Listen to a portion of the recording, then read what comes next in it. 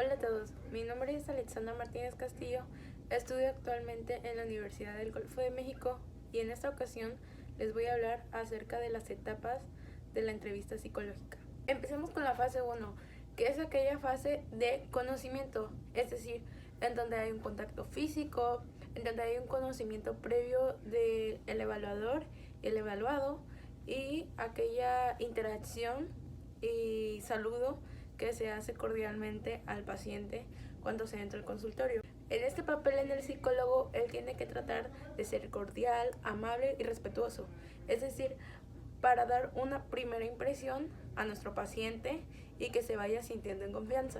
En la fase inicial también confirmamos la identidad del paciente. Es ahí donde también damos el encuadre de la entrevista. Esto quiere decir a qué queremos llegar o cuál va a ser la finalidad de esta.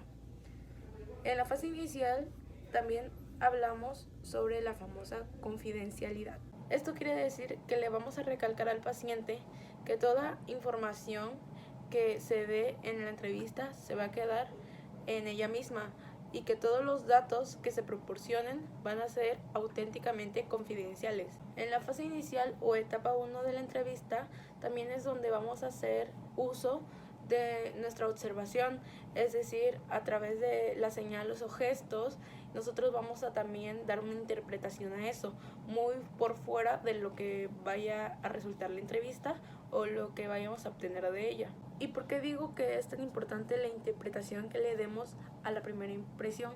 Justo por esto, porque es el primer contacto físico en donde podemos notar desde las emociones del paciente, desde el estado de ánimo, podemos notar las expresiones faciales, podemos notar también si está incómodo, si se siente nervioso, etc. Como siguiente está la etapa 2 o la fase intermedia, que es aquella donde le damos el cuerpo a nuestra entrevista.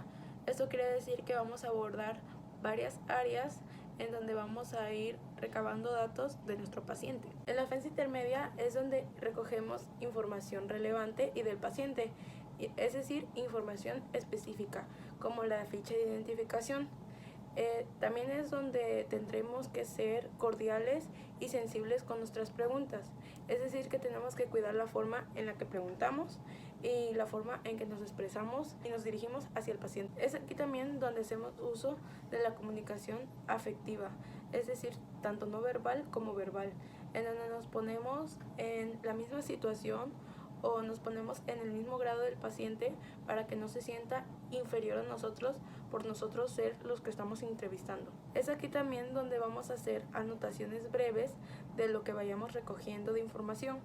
En este punto quiero hacer un paréntesis, ya que debo de decir que muchas personas necesitan que las estés oyendo y mirando para que sepan que les estás prestando atención, pero por otro lado hay otras personas que necesitan específicamente que estés al pendiente de ellas para sentirse escuchados. Esto lo digo por el tema de anotar o hacer especificaciones en alguna libreta, fuera de que sea o no la entrevista estructurada o no estructurada, nosotros siempre debemos de dar esa confianza de apertura al paciente y sobre todo debemos ser flexibles al orden de las preguntas.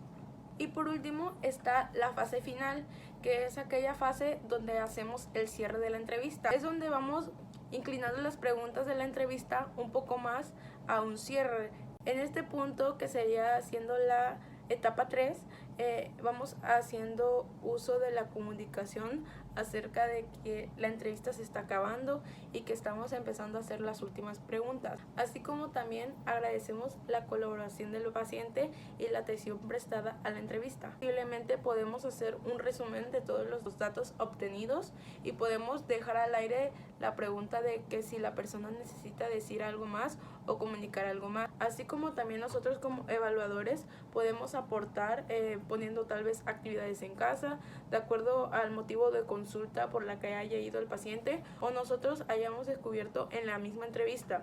Vamos a poner actividades referente a ello que podrían hacerse en casa o en la siguiente sesión de consulta.